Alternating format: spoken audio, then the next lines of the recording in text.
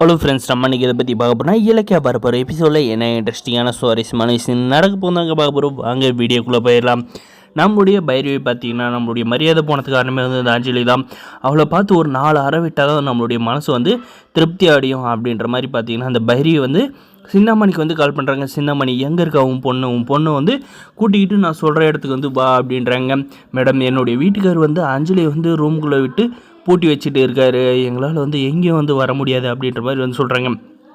இப்போ வந்து நான் சொல்கிற இடத்துக்கு வரல, நீங்கள் 2 பேரும் அவ்வளோதான் அப்படின்ற மாதிரி வந்து சொல்கிறாங்க. அதுக்கப்புறம் பார்த்திங்கன்னா, இந்த ஆஞ்சலியை பார்த்திங்கன்னா நம்மளோட மாசிலாமணிக்கு வந்து தெரியாது. இந்த சின்னாமணி வந்து டோரை வந்து திறந்து அந்த அஞ்சலியை வந்து கூப்பிட்டு போகிறாங்க.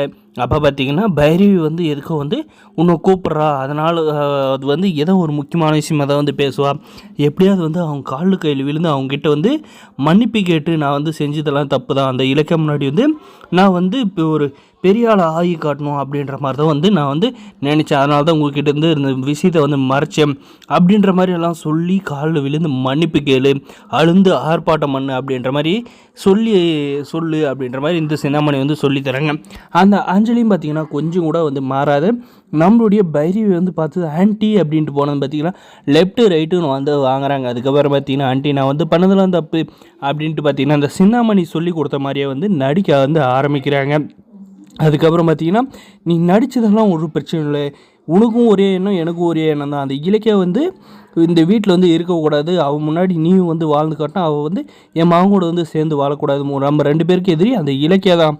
ஆனால் வந்து என்கிட்டே அந்த விஷயத்தை வந்து மறைச்சிருக்கேன், என்கிட்ட சொல்லியிருந்தேன்னா நானே வந்து இதுக்கு வந்து தரமான ஐடியா வந்து கொடுத்துருப்பேனே அப்படின்ற மாதிரி வந்து சொல்கிறாங்க. அதுக்கு பார்த்திங்கன்னா இந்த சின்னமணி வந்து அம்மா நீங்கள் சொன்னதெல்லாம் வந்து சரி தான், எப்படியாவது வந்து என்னுடைய மகளை வந்து அந்த வீட்டுக்குள்ளே வந்து சேர்த்துக்கிறதுக்கு ஏதோ ஒரு ஐடியா பண்ணுங்கள் அப்படின்ற மாதிரி சொன்ன. பார்த்திங்கன்னா இதுக்கு மேலே என்ன ஐடியா பண்ணாலுமே வந்து உன் மக வந்து என் வீட்டில் வந்து காலடியை வந்து எடுத்து வைக்க முடியாது. அந்த கௌதம இலக்கியா வந்து பிளான் பண்ணி அந்த விடுதலை பத்திரத்தில் வந்து இந்த அஞ்சலியை வந்து சுச்சுவேஷனை வந்து பயன்படுத்தி கையெழுத்து வந்து போட வச்சுருக்காங்க. இதுக்கு மேலே வந்து கண்டிப்பாக வந்து கோர்ட்டில் தான் வந்து நீங்கள் மீட் பண்ணி அந்த அஞ்சலிக்கு வந்து டிவோர்ஸ் தரணும் அப்படின்ற மாதிரி வந்து சொல்கிறாங்க.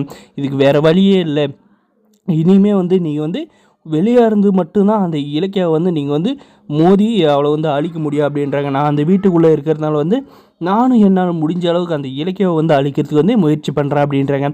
என்ன தான் வந்து இவங்க 2 பேரும் வந்து மாறி வந்து பிளான் பண்ணி நம்ம இலக்கியாவும் கௌதம் வந்து பிரிக்கணும் அப்படின்னு நினச்சாலும் அது சத்தியமாக வந்து வாய்ப்பே இல்லைங்க.